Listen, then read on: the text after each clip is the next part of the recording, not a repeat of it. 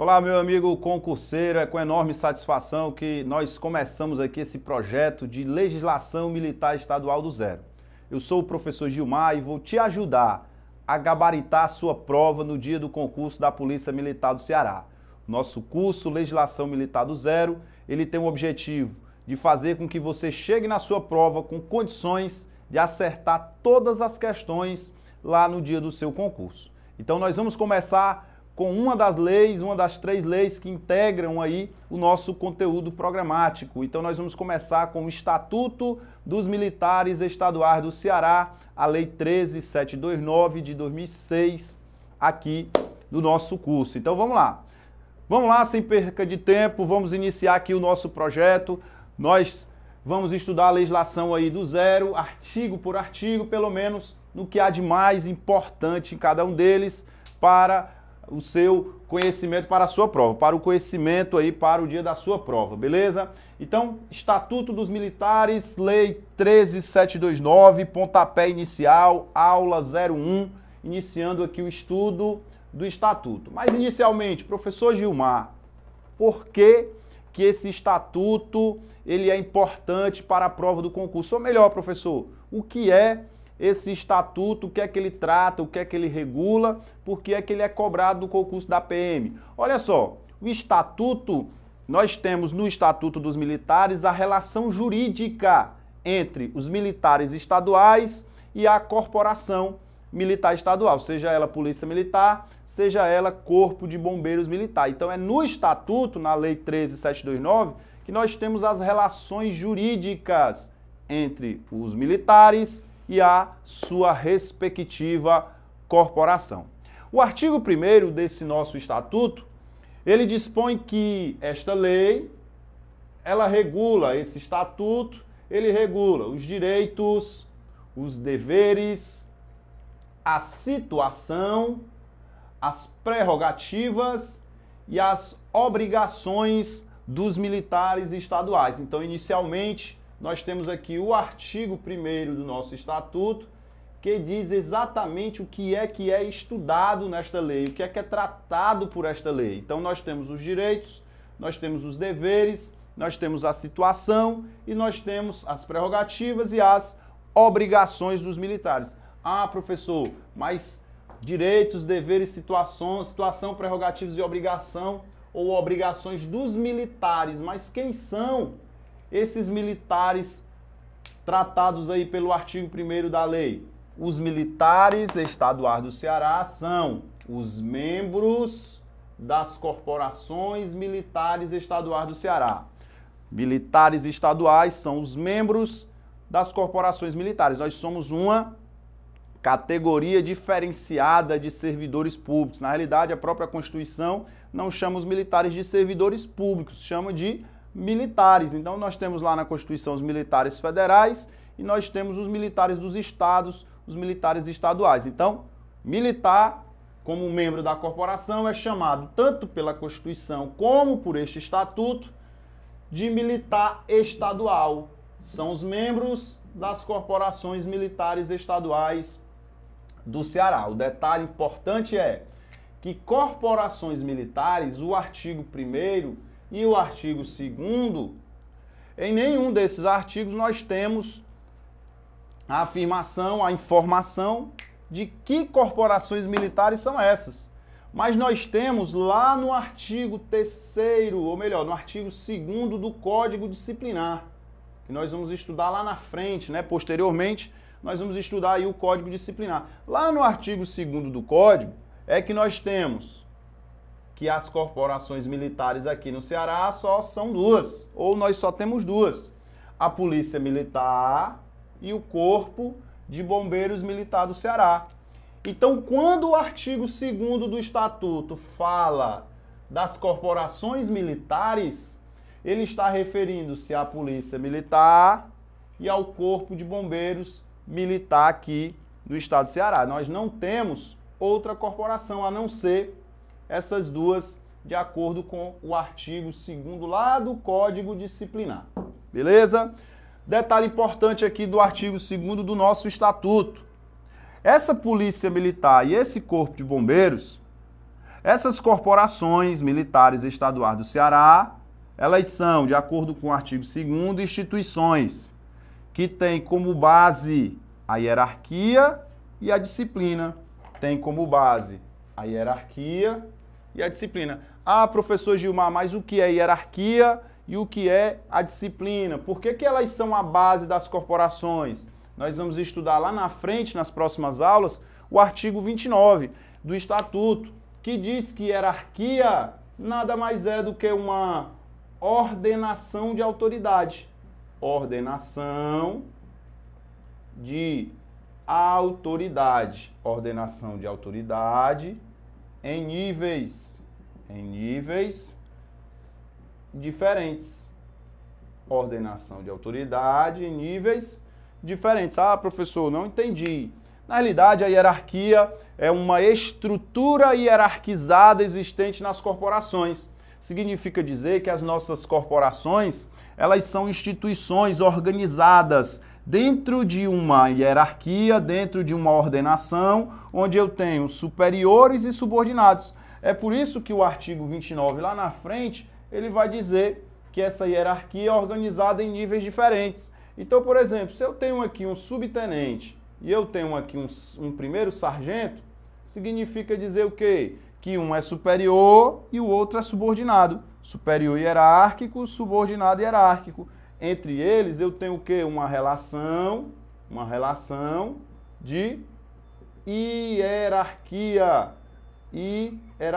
Uma relação de hierarquia. E foi isso que o artigo 2º do Estatuto quis dizer para nós, que as nossas corporações têm como uma das suas bases a hierarquia. Elas são organizadas dentro de uma estrutura hierarquizada, uma ordenação de autoridade, onde eu tenho superiores e subordinados, e dentro dessa ordenação, dessa organização, essa hierarquia ela obriga os inferiores em relação aos superiores, ok? Então, uma das bases da nossa corporação é a hierarquia, que nós retornaremos a falar sobre ela de uma forma mais detalhada quando nós chegarmos lá no artigo 29 aí do Estatuto.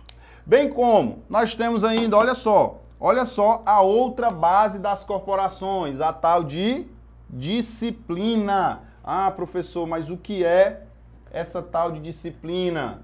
É a observância rigorosa das leis, das ordens, das prescrições legais e regulamentares, né, que regulamentam as atividades da corporação. Então, falou de disciplina, você vai lembrar de quê? Você vai lembrar de obediência.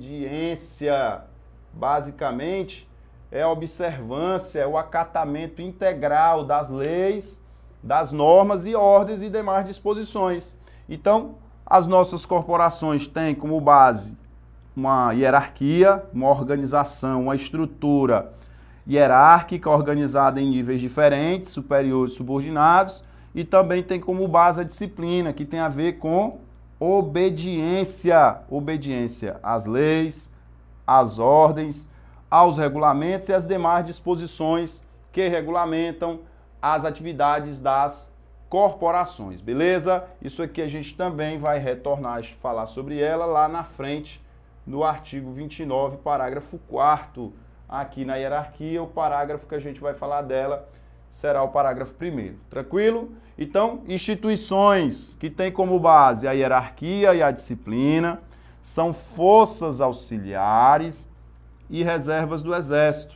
Ah, professor, mas como assim reservas do Exército? Como assim forças auxiliares? Lá vai a primeira dica aqui fenomenal para você gabaritar a sua prova de legislação militar. No dia da sua prova, só é cobrado o que está descrito na nossa legislação, só o que está na lei. Se não está na lei, obviamente, não vai cair no teu concurso, beleza? Isso aí a gente estuda lá na Constituição, aqui no nosso Estatuto. Nós só precisamos saber que as nossas corporações são instituições como forças auxiliares, instituições que têm como base hierarquia e disciplina, são forças auxiliares e reservas do Exército. Essa situação de reserva em uma situação emergencial de defesa do Estado do país, principalmente, passariam a ficar sob o comando do Exército Brasileiro, mas para a prova isso não é importante. Não é. Só é importante saber que elas são forças auxiliares e reservas do Exército. Fique esperto, porque na tua prova o cara pode querer cobrar assim, ó, reservas das Forças Armadas. Falso, inclusive, já caiu prova dessa forma, questão com essa informação. Então, se vier, a questão estará errada, ok? Então, forças auxiliares e reservas do Exército, elas são subordinadas ao governador do estado. Inclusive, vocês estudam isso no artigo 144 da Constituição Federal, quando vocês estudam aí os órgãos que integram a segurança pública. E na Constituição, bem como aqui no artigo 2º, nós temos a subordinação das nossas corporações ao chefe do Poder Executivo aqui do estado de Ceará, o nosso governador do estado. Então, ó, subordinadas ao governador do estado. Quando a gente chega lá no Código Disciplinar, há um acréscimo nessa informação dentro do artigo 2º e do artigo 3º do Código.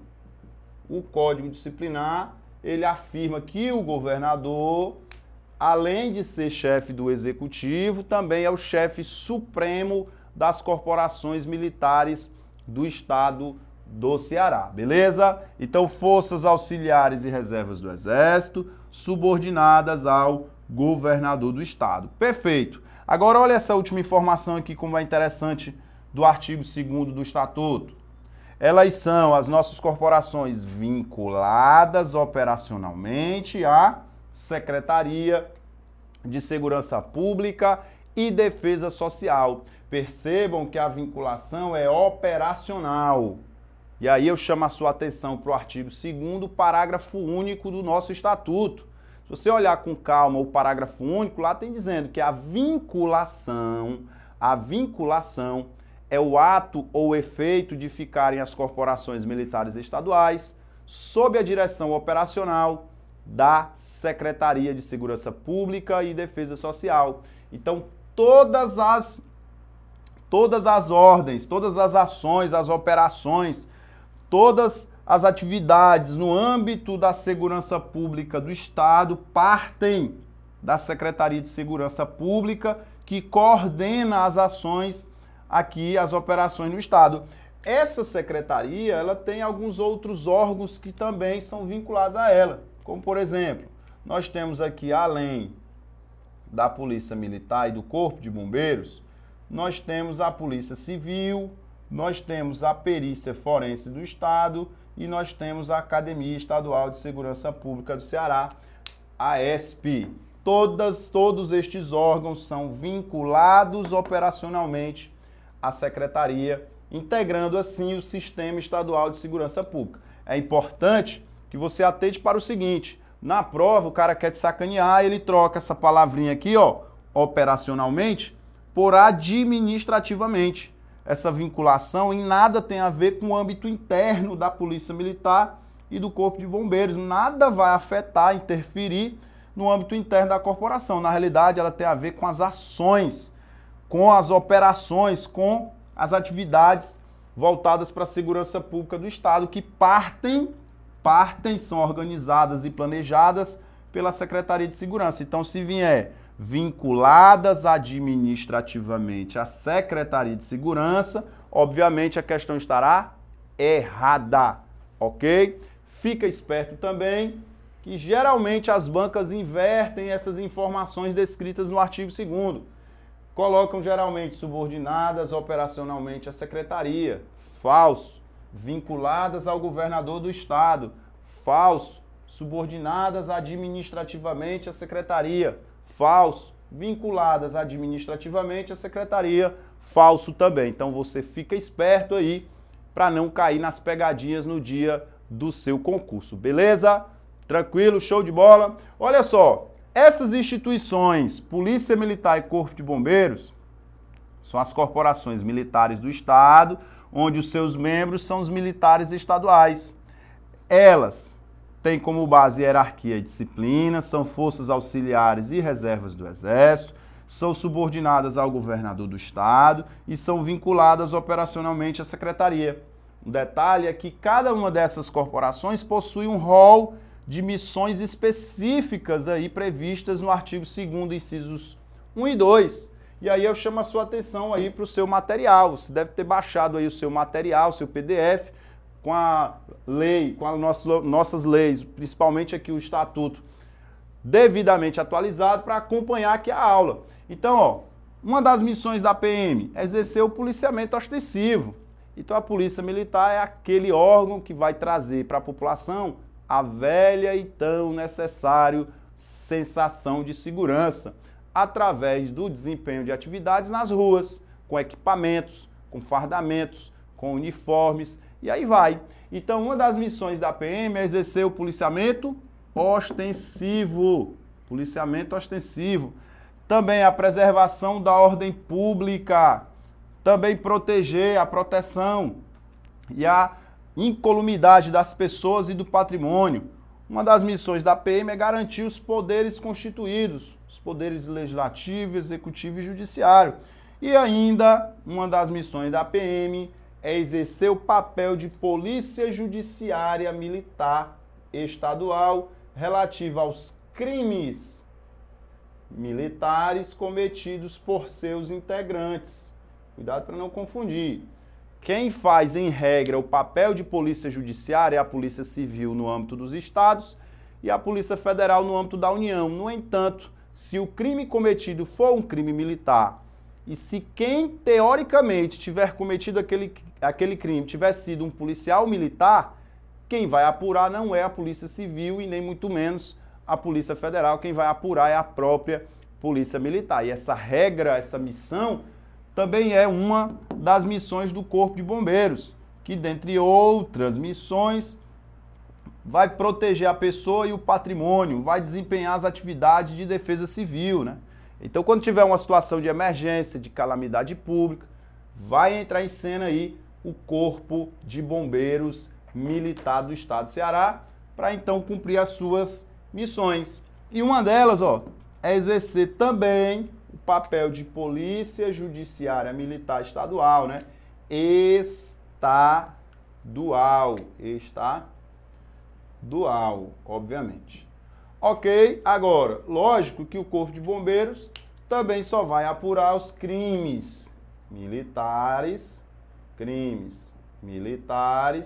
cometidos por seus integrantes. Então, se um bombeiro militar, teoricamente, cometer um crime militar, quem vai investigar, quem vai apurar, é o Corpo de Bombeiros Militar do Ceará. Beleza? Então, ó, informações descritas nos artigos, ou melhor, no artigo 2º, nos incisos 1 e 2 do Estatuto, eu chamo a sua atenção para que você dê uma lida com cuidado aí nesse artigo e nos seus incisos. Beleza? Show de bola? Tranquilo. Então vamos lá. Chegamos aqui no nosso artigo 3º, estamos falando da Polícia Militar e do Corpo de Bombeiros. E aí agora a gente precisa falar sobre a situação dos membros das nossas corporações. Então eu tenho aqui, ó, os membros das corporações, que eu já sei quem são esses caras. São os militares estaduais. Esses militares, ó, eles somente poderão estar na ativa ou na inativa. Situação dos militares, artigo 3º, incisos 1 e 2. Artigo 3º, incisos 1 e 2. Então, os militares estaduais somente poderão estar em uma das seguintes situações. Ou o cara é militar da ativa, ou o cara é militar da inativa. Novamente, ou o cara é da ativa, ou o cara é da inativa. Percebam que aí no artigo 3º, no seu material, apareceu essa palavra somente aqui. Geralmente, o que é que o concurseiro faz no dia da prova? E isso é errado. Vê a palavra somente, unicamente, apenas, exclusivamente, já acha que a questão está incorreta. Então, fica esperto, nem sempre a questão está incorreta, não. Se aparecer essa palavrinha lá e ele afirmar que somente podem estar na ativa ou na inativa, a questão estará correta, beleza? Ah, professor, tranquilo, mas quem são os militares da ativa e quem são os militares da inativa? Então, são militares da ativa, aqueles de carreira, os cadetes, os alunos soldados, os alunos da saúde, capelania e complementar, e os da reserva remunerada quando convocados. É importante a gente atentar aqui inicialmente para o inciso 1 e depois para o inciso 2. Ó. Militar de carreira. Quem são os militares de carreira, professor? Militar de carreira, eu primeiro preciso entender isso aqui, ó. Carreira. O que é uma carreira? O que é que eu preciso saber sobre carreira para efeito de prova? Aí eu tenho que lembrar do artigo 5º, parágrafo único. Carreira nada mais é do que uma atividade continuada. Uma atividade continuada. Essa carreira inicia-se com o ingresso. Então, carreira é uma atividade continuada, inteiramente devotada às missões e às missões fundamentais da corporação militar, denominada atividade militar estadual. Essa carreira, ela inicia-se com o ingresso e vai seguindo o quê? A sequência dos graus hierárquicos. Então, o cidadão vai lá, ingressa na carreira e, no decorrer do tempo, ele vai atendendo os requisitos, ele vai seguindo a sequência dentro dela. Ah, beleza, professor, então carreira é uma atividade contínua. Mas quais são as carreiras que existem aqui na Polícia Militar e no Corpo de Bombeiros? Simples. Eu tenho aqui a carreira de praças e eu tenho a carreira de oficiais. Carreira de praças e carreira de oficiais. O cidadão ingressa na Polícia Militar ou no Corpo de Bombeiros como praça ou como oficial, ingressa no cargo inicial, depois, ao longo do tempo, ele vai seguindo a sequência dos graus hierárquicos, ele vai seguindo a sequência dos graus hierárquicos. Então, eu já prometo a você que no próximo vídeo o professor vai te explicar melhor como é que funciona essa história aí dos graus hierárquicos nas carreiras de praças e na carreira de oficiais e nos seus respectivos quadros. Mas, inicialmente, a gente precisa saber, de acordo com o artigo 5º, parágrafo único, que a carreira é uma atividade continuada, inteiramente dedicada às finalidades e missões fundamentais da corporação, e ela inicia-se com o ingresso. O militar de carreira, seja ela de praças ou de oficiais, ele é considerado no artigo 3º, inciso 1, como militar o quê? Da ativa. Então, ó, militar de carreira é considerado militar da ativa. Perfeito, show de bola. Então, tranquilo. Mas eu tenho aqui também, ó, o tal do cadete.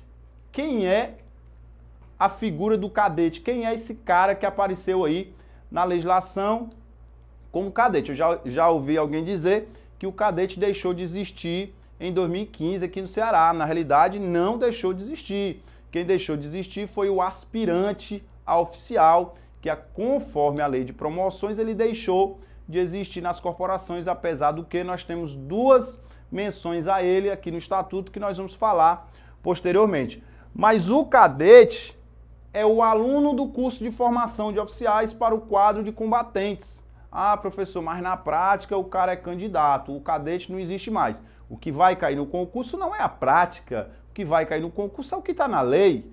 E o que está na lei é que esse cidadão aqui, ó, o cadete, é o cara que fez concurso para o quadro de oficial combatente, e está naquele momento participando do curso de formação de oficiais, do famoso CFO. Então esse cidadão está no CFO para o quadro de oficiais o quê? Combatentes. É essa informação que a gente precisa saber para a prova sobre esse cara aí. Esse cara aqui, ó, durante o CFO, tá no curso, ainda não ingressou. Teoricamente não ingressou na carreira ainda. Ele está no curso. Mas para efeito de prova, ele já é o quê? Militar da ativa. Militar da ativa. Então o cadete é o cidadão que passou no concurso para o quadro de oficiais combatentes e está no CFO, curso de formação de oficiais, para ingressar aí na carreira e durante o curso ele já é militar da ativa das corporações militares estaduais. Além desse cara aqui, eu tenho esse aqui, ó, o aluno soldado. O aluno soldado é aquele cara que está no curso de formação de soldados para ingresso na carreira de praças das corporações militares. Então esse cara aqui, ó, durante o curso de formação, ele também já é militar da ativa. Ah, professor, quer dizer então que quando eu fizer o concurso, eu chegar no curso, eu já serei militar? Se houver uma mudança no tipo de formação para quando você for entrar, sim. Atualmente, o aluno soldado ele só existe na lei só para efeito de prova. Na prática, todos que estão ingressando aí na corporação entram como candidatos. No entanto, ó, para a prova, o aluno soldado também já é o quê? Militar da ativa. Militar da ativa. E como tal, ele tem todos os direitos dos demais militares da ativa da corporação, que nós vamos continuar falando dele no próximo vídeo, beleza? Chegamos ao final do nosso primeiro vídeo, espero que você esteja acompanhando bem e na aula que vem a gente continua falando aí dos militares da ativa de nossas corporações militares. Então um grande abraço e até a próxima aula.